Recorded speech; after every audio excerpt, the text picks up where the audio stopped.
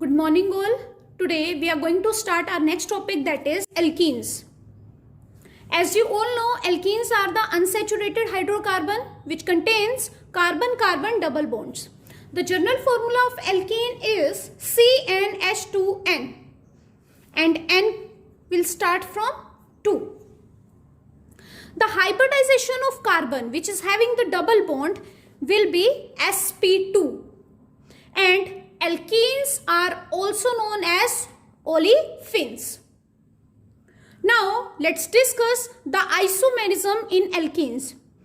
Alkenes can show structural as well as stereoisomerism. In stereoisomerism, it exhibits geometrical isomerism. For example, if we have CXY, double bond CXY. Now, we can arrange this in two forms. One will be cis and other one will be trans. So, let's arrange first of all in the cis form. C double bond C.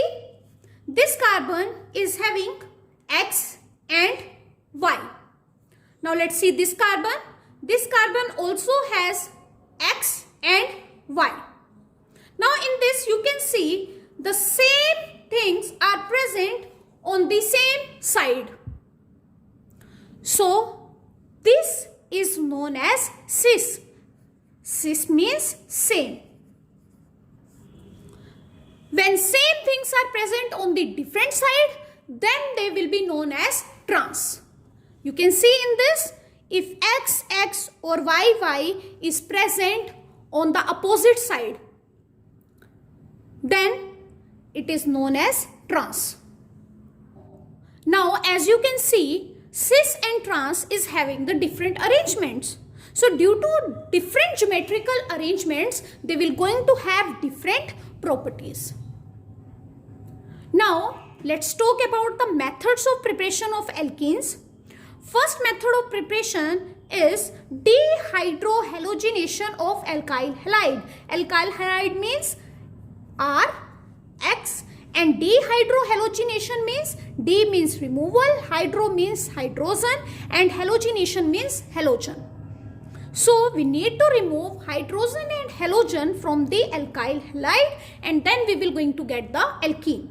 So, let's take alkyl halide, that is ethyl halide. Now, when we are reacting the ethyl halide with alcoholic KOH and heat it, then this OH will going to take this hydrogen, this bond will going to shift here, and X will going to come out. Then it will going to form CH, H double bond CHH, that is alkene, plus H2O will be out and K, X will be out. This halogen can be iodine, bromine, and chlorine. This reaction is also known as beta elimination reaction. Why beta elimination reaction? Because hydrogen is removed from the beta position. As you know, this carbon which is directly attached to halogen is known as alpha, then this carbon will be beta. So, in this, the hydrogen is removed from the beta position. So, this is known as beta elimination reaction. Now, let's check the order of reactivity of halogen. Iodine will be more reactive than bromine and then chlorine due to large size and weaker bond strength. Now, let's talk about the second method of preparation from dehydration of alcohol. Dehydration means we need to remove water. So, let's take alcohol, that is ethanol, and in the presence of acid and at the temperature of 170 degrees C, from here H and from here OH will going to come out. So, it will going to give CHH double bond CHH, that is alkene plus water. Now, let's prepare alkene by dehalogenation of vicinal dihalide. Vicinal dihalide means the halogen will going to be present on the adjacent carbons. So take vicinal dihalide and react it with zinc in the presence of alcohol. Then ZnX2 will going to come out, and what we will going to get? CHH, double bond CHH, that is alkene we will going to get. For example, if we will take CH3, CHCl, CH2Cl. Now, if we are reacting it with zinc in the presence of alcohol, then ZnCl2 will going to come out, and it will going to give us CH3, CH, double bond CHH, that is alkene, which is also known as propene. If we have 1,2-dibromocyclohexane and we are reacting it with zinc in the presence of alcohol, then you know ZnBr2 will going to come out, and it will going to give us cyclohexene. Now let's see the last method of preparation of alkene, by hydrogenation of alkynes. Hydrogenation means addition of hydrogen. So take alkyne and react it with hydrogen in the presence of palladium carbon, then this hydrogen will going to attach here and here. This triple bond will going to convert into a double bond. When we are doing the addition of hydrogen in the presence of palladium carbon, then we will going to get this cis product. If we are doing the addition of hydrogen in the presence of sodium liquid ammonia, then we will going to get trans product.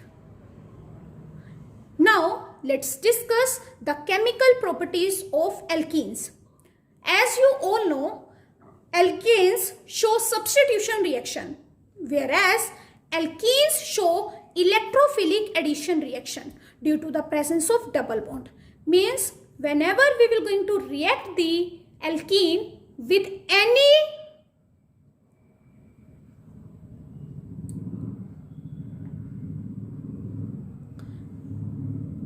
due to the presence of double bond. So the first reaction is addition of dihydrogen. So take alkene, add hydrogen in this. In the presence of nickel, then one hydrogen will go here and one hydrogen will go here. It will going to convert into alkane. Now the next reaction is halogenation of alkenes. Similarly, now take alkane and add halogen in this. That is Br2 in the presence of CCl4.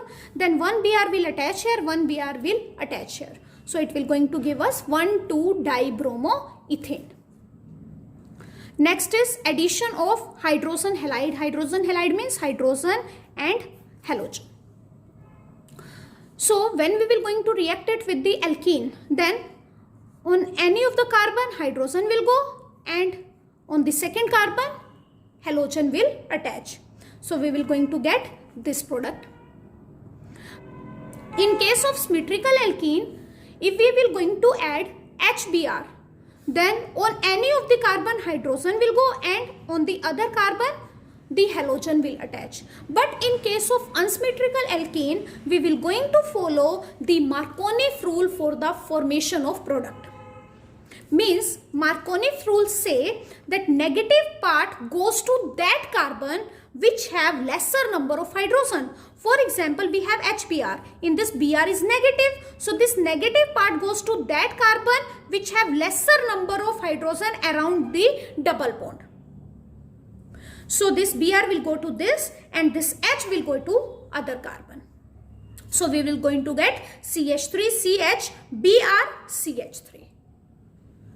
Now if we are doing the reaction with HBr in the presence of peroxide, in this case we will going to follow anti-Markovnik's rule. Now what is anti-Markovnik's rule?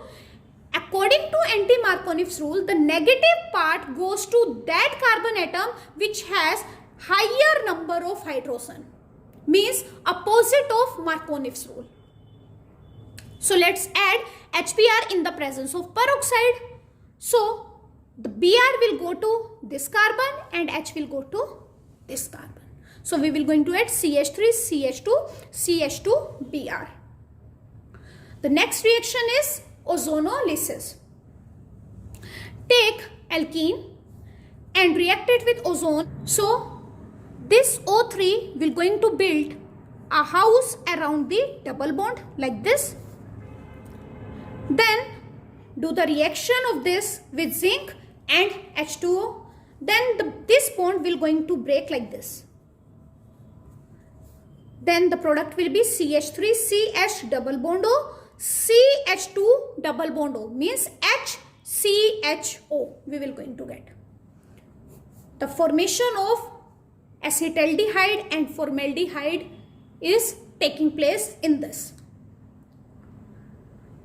Now let's do our last reaction, that is oxidation. In this also take alkene and do the reaction with dilute KMnO4.